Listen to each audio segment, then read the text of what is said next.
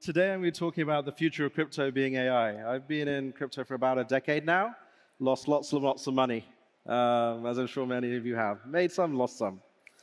As mentioned previously, I was CEO of Stability AI. We tried to compete with OpenAI, did okay, had about 300 million model downloads, millions of developers, 500,000 community members, and we ran 10,000 A100s.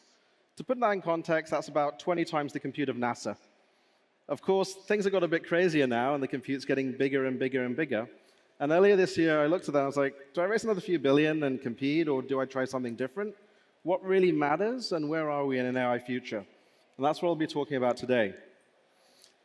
This is the number of earnings transcripts on AI versus blockchain.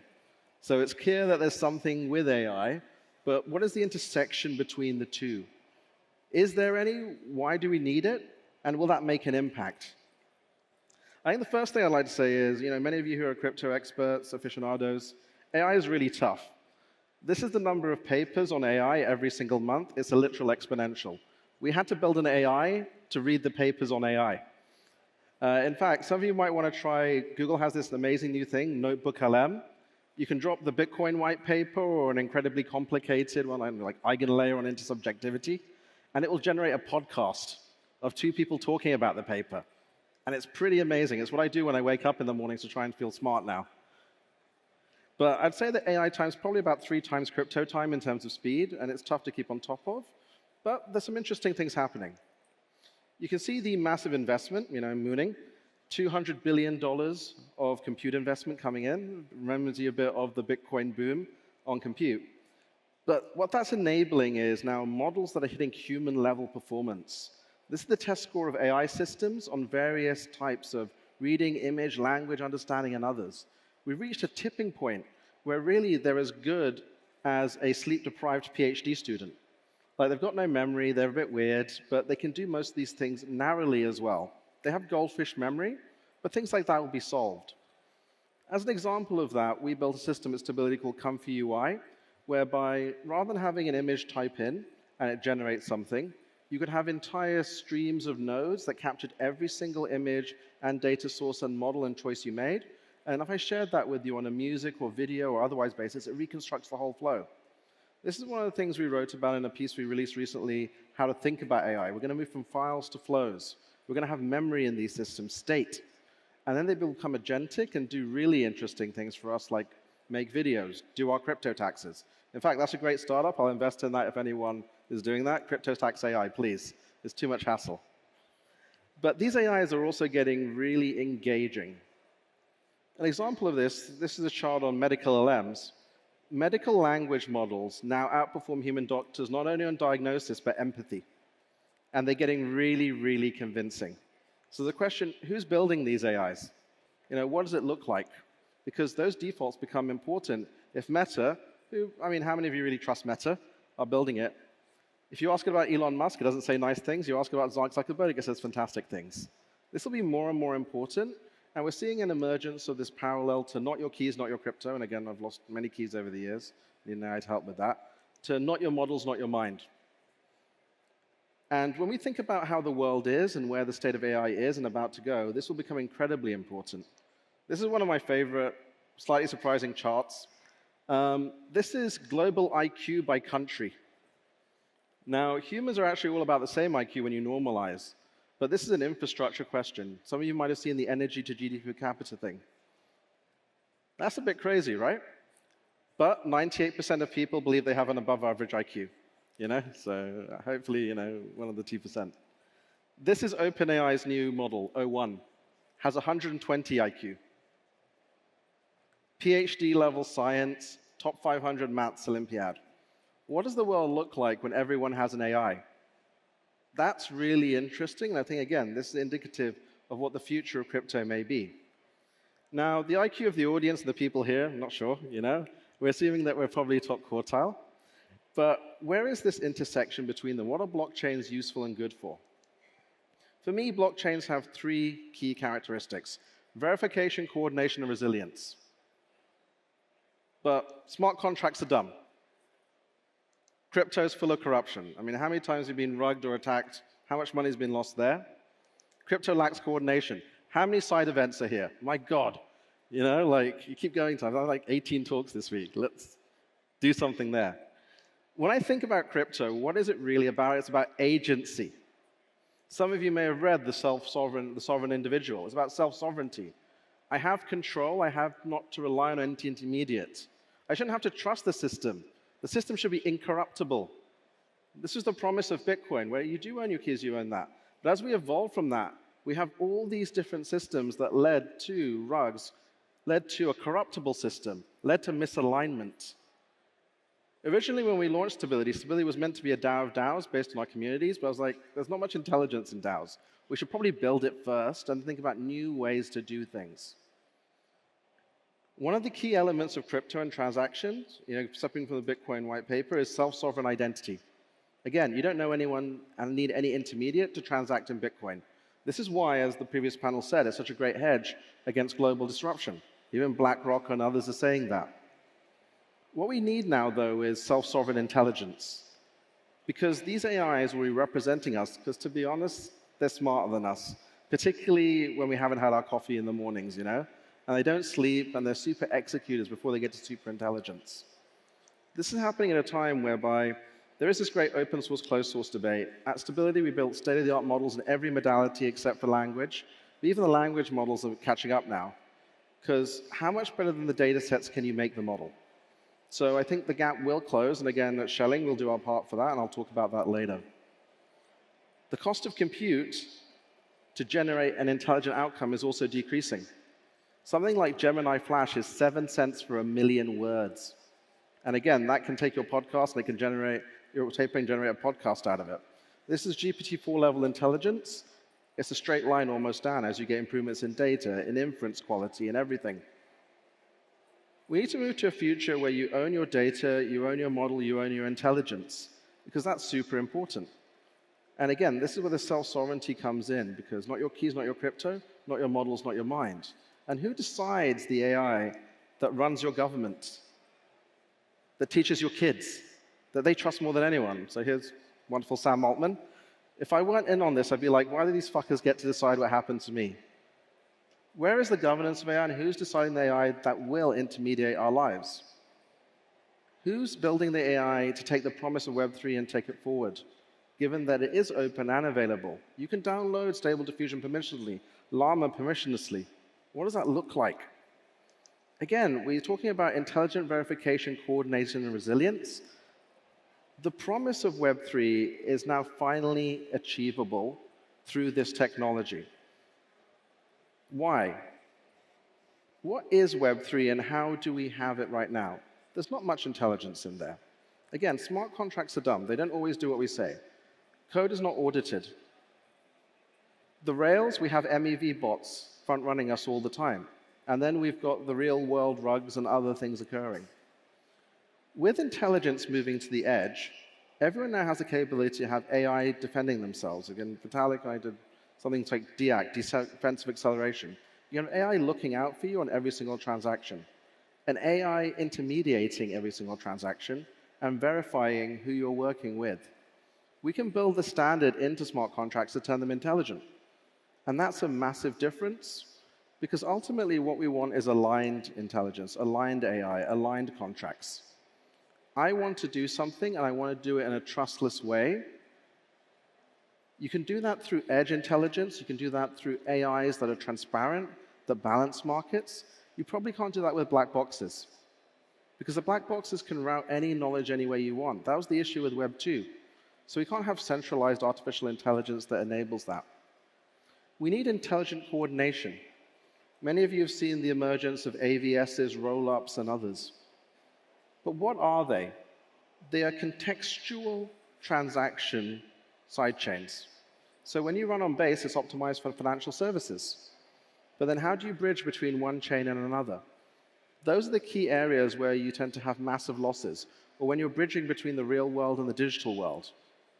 Now with AI, you'll have AI agents that can manage your capital, that are aligned with you, that you own, that you pay in gas, which is basically compute, that can execute transactions across domains, across areas. This is something that won't occur with the centralized systems like OpenAI and others. They are walled gardens, which means that people won't be able to put their own data forward. And now we're seeing the emergence of data DAOs. We're seeing the emergence of coordination rails that agents can go across. Because will agents actually have bank accounts? Probably not. They will transact in crypto of some form or another because they can transact faster than any human. And they can transact intelligently. This intelligence increase, both on an individual level, again, remember the IQ going up, we can probably increase global IQ by 10, 20 points, which will be super exciting. And the intelligence within crypto, it'll be non-negotiable. Will you use a chain that doesn't have AI-audited smart contracts? You think about intents now, they're very basic. But again, all the transactions you do in a crypto sense, they're all ideal for agents. And again, who owns that agent? Is it someone else or is it you? You need that self-sovereign intelligence that's aligned with you, that works forward. You need the common rails that it can go and transpose upon. That's our distributed ledger system. And then you need resilience. Okay, it's not great when chains go down, you know? Let's face it. But what makes chains go down? Right now, a lot of the issues with blockchain is that they don't scale because you run on a certain level of nodes and you have inadequate redundancy or too much redundancy. How much security is required for a transaction? Again, you have a lot of things like Eigenlayer and others looking at that. We finally have the ability to do intelligent, customized data, intelligent, customized pricing. In the future, for example, you will have a medical AI that gives you all the knowledge you could possibly want on cancer and outperforms a human doctor on empathy when someone in your family gets cancer, God forbid. That's a massive difference, and it's something that the medical system can't do now because doctors aren't that empathetic and they don't have that access. On the financial side, everyone will have access to the best financial advisors because, again, we can embed that in a model of just a few gigabytes big. What does that mean for resilience and scalability? It means that our nodes and our agents on the edge and in the cloud turn intelligent so we can actually scale seamlessly. When you try and take people, a team of 10, and you scale it to 200, what happens? Developers in this room? You can't birth a baby in less than 9 months by adding more and more women, right? You can't program better. It's Metcalfe's law, it's the scaling thing. But what we're seeing now with AI is that you can do that. And this shows us something with regards to resilience and scaling, where you can have defensive capabilities in AI and intelligent scaling of AI. This is what enabled OpenAI to have that leap to O1, the new generation of models. I suppose if I kind of go back quickly. Can I jump? Just reminding people of this. The big breakthrough has been going from these very basic AIs that, again, have goldfish memories to more agentic agent-based AIs. What does that mean? It means that when you're responding and interacting with Stable Diffusion or ChatGPT, it doesn't remember and have continuous learning. You can't send it away and then it will go and do something new. The next generation of AIs has what's known as inference time compute. You just let it spend longer on the GPU, and then it comes back with better answers, and then we see an almost linear scaling curve with that. Previously, the only way to do that was to put stuff into these giant supercomputers, again, bigger than NASA or anything, and then that scaled linearly with that. But if you asked it longer, it wouldn't give you a better result. Everyone will be moving to the right, including open source AI. And this unlocks the promise, for example, of decentralized AI, or DeepIn, as we see it right now. So I'm on the board of Render. There's 1 million GPUs there. Utilization is low because, A, you've got to build the infrastructure, but B, you're waiting for this. Because then you don't need giant supercomputers anymore. What you need is high-quality basic models that can then become more and more intelligent by going away and doing the work and checking each other's answers. Swarms of intelligence. And this is where you bring in the resilience, because AIs can scale where humans can't scale. Because AIs don't have politics, unless you ask them to, you know? AIs do not have communication issues. They can understand each other, particularly when we have common rails. And this is where decentralized AI and distributed systems, I think, are incredibly interesting. So you can move to more robust systems. You can move to systems where AI can check every transaction and work for you. And again, I can't see how that isn't the future of AI and the future of agency, whereby we can address all of these right now. Now, what does the system look like and the ecosystem look like for that? There are many amazing smart people now entering this area because they've seen the issues with centralized AI and they don't want it controlled. So, for example, when OpenAI released DALL-E 2 before we released Stable Diffusion a couple of months before, they banned all Ukrainians and Ukrainian content from it. Why? Because they could. What happens if someone turns off your intelligence? You lose IQ points. Do you really want to live in a world like that? No. But this upgrade is a complicated upgrade where you have various different elements and parts of that. So what we're doing is shelling is we're trying to increase the average intelligence of humanity. So when we released Stable Diffusion, we were like, the world's going to get more creative and happier. We took 100,000 gigabytes of images, and it's a 2 gigabyte file that will run on your smartphone. You can download Draw Things on iOS, and it just runs, and it can make any image. How crazy is that, right? And we're like, the world will get a bit weirder, but that's okay. A bit of weird is okay, you know? Now we think about the future. Who's going to build the AI that, again, teaches your kids, runs your medical system, runs your government, financial system? That's what we're focusing on. But we realized that this couldn't be classical infrastructure. This is actual infrastructure. So Vitalik Buterin has a great post about the revenue evil curve. What happens typically as you build these systems is you restrict access to try and extract value from them. And that leads to misalignment. It leads to it closing up. This is why OpenAI and others are trying to put regulatory hurdles over all of this. I believe that our communal knowledge on cancer, autism, multiple sclerosis education should be a common good. But the question is, how do we fund that? How do we adapt to that? Because it's expensive. A model training run might cost $100 million now. That's how much GPT-4 cost, or the new OpenAI model. And can you scale to that? When looking across the space, I realized that we have one of the best examples of that in Bitcoin. Bitcoin currently uses 160 terawatt hours of energy on specialist compute. All the data centers in the world use 360 terawatt hours. That's the level of specialist infrastructure that we've managed to do for sound money. And that's amazing, I think. And again, we've proved it with crypto, that crypto incentives work. What do we need to build models that mean that no one's ever alone again on their cancer, dementia, autism journey? That allows us to put AI agents to organize all that knowledge and put it at your fingertips, or have a self-learning education system for every child across the world. We need compute. Now, there are negative externalities from this as well, in that why would you hire a graduate anymore for many jobs? I mean, they typically are a bit whiny and annoying, you know, and AI programmers just as good. But then, as we move to a post-labor monetary economy system, what does money look like? I think it has to be related to compute. So when we looked at that, we were like, why don't we put supercomputers in every nation, owned by the people of every nation, to build the data sets of every nation? Because Malaysians should decide who educates Malaysians, as should Slovenians, as should people in Bangladesh. That has to be an end state. The medical system of each of these countries will go from using this much intelligence to that much intelligence. Why don't we use that to secure a next-generation intelligent currency and use the intelligence to build a better and better financial system that's distributed? So at Schelling, that's what we're doing. We're building these models for the common knowledge of humanity that you can then take permissionlessly, we'll distribute them by torrent or whatever, and integrate locally. As we upgrade the intelligence of individuals in our systems, that can then be used to secure the currency of the future, and then we need to figure out what does a monetary economy look like when almost all knowledge work can be automated. Even with robots, check out the Unitary G1, $16,000. It can read a recipe and execute it flawlessly. It can also run at 6 miles per hour, which is a bit worrying. Maybe we should make it run a bit slower than humans, you know?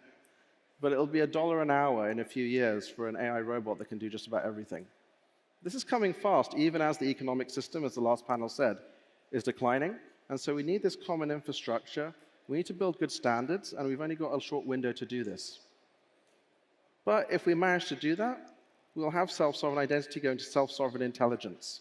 We'll increase the overall ability and intelligence of humanity. I think that's super exciting. When we started Web3, you know, there was no deadline for this. There was no urgency. Now, governments around the world want this technology. People want this technology, and they'll need this technology to catch up. And this is the last stage before it goes everywhere, because, again, we've given these models memory now. We've moved to be able to have inference time edge compute, so you don't need the large supercompute clusters. We need high-quality base models, and we need to collate that, and again, that's what we'll do. And we look forward to working with everyone around that to build a better less corruptible system, one where you own your data, model, and intelligence, one where, this is solved. Intelligent verification, coordinated resilience, no more rugs, Let's make that happen. Let's have that system that we all deserve for us and the next generation, and navigate this next period to have abundance. So please, come and join us at Shelling AI for updates. We'll have lots more soon. And thank you all for listening.